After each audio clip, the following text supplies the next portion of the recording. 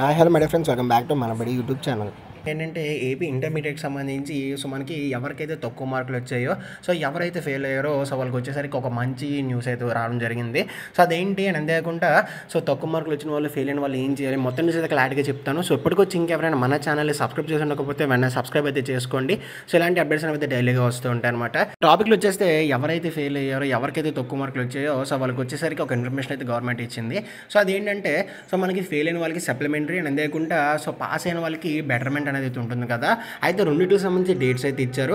వాటితో పాటు recounting reverification కూడా మనకి ఇవ్వడం అయితే జరిగింది. రీకౌంటింగ్ రీవెరిఫికేషన్ గురించి నేను ఆల్రెడీ చెప్పాను. మనకి దాని లింక్ డిస్క్రిప్షన్లో ఇస్తాను. అదేం లేదు, 1300 రూపాయలకి ఒక పేపర్ ఉంటుంది రీవెరిఫికేషన్కి అయితే. రీకౌంటింగ్ అయితే 260 రూపాయలు ఉంటుంది ఒక పేపర్కి. మీరు అప్లై చేసుకుంటే వాళ్ళు ఏంటంటే మీ పేపర్ని మళ్ళీ రీచెక్ చేసి రీవెరిఫై చేసి మీకు మార్క్స్ మళ్ళీ పోస్ట్ చేస్తారనమాట.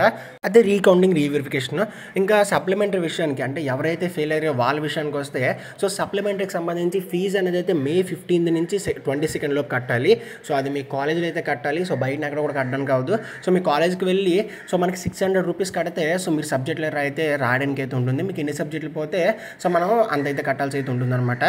ఈ 600 రూపీస్ మీరు కడితే మీకు ఏంటంటే వాళ్ళు ఫీజు అనేది అయితే అప్డేట్ చేస్తారు. తర్వాత ఒక 2 to 3 వీక్స్ తర్వాత మనకి హాల్ టికెట్ వస్తుంది.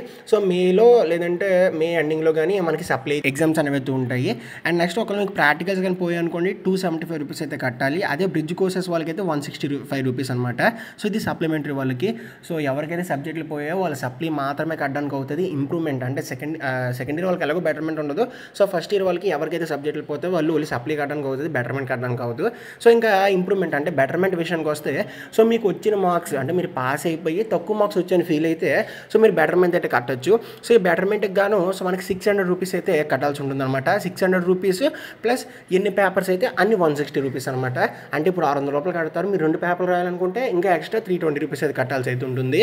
దీన్ని కూడా మనకి ఆ డేట్స్లో అంటే 15 నుంచి 22 లోపే తీసుకుంటారు. ఇది కూడా మీరు ఏంటంటే కాలేజ్లోనే అప్లై చేయాల్సి అయితే ఉంటుంది.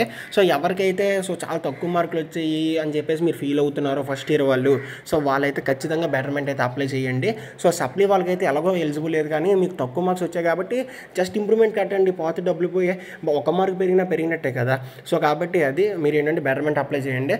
నా వరకు చెప్పాలంటే రీవెరిఫికేషన్ అప్లై చేసే బదులు ఆ డబ్బులతోటి మీరు ఈ ఇంప్రూవ్మెంట్ అప్లై చేసుకుంటే మీకు మార్క్స్ అనేది పెరుగుతాయి అనమాట. ఎలాగో సప్లీ వాళ్ళకి అంటే ఫెయిల్ అయిన వాళ్ళకి ఎలాగో సప్లిమెంటరీ ఇంకా అదే ఛాన్స్ అనమాట. కాబట్టి ఇంప్రూవ్మెంట్ వాళ్ళకి అయితే ఇది ఒక ఛాన్స్ అయితే ఉంటుంది. కాబట్టి ఇది ఫ్రెండ్స్ వాళ్ళ video. Supplementary and betterment dates అయితే ఇవి. ఈ డేట్స్లోపు మీరు ఫీజెస్ అయితే కట్టాలి. ఫీజెస్ అయితే ఎలా ఉంటుంది. వీడియోస్ ఖచ్చితంగా లైక్ అయితే చేయండి, తప్పకుండా సబ్స్క్రైబ్ చేసుకోండి. See next. Thanks for watching and Jai Hind.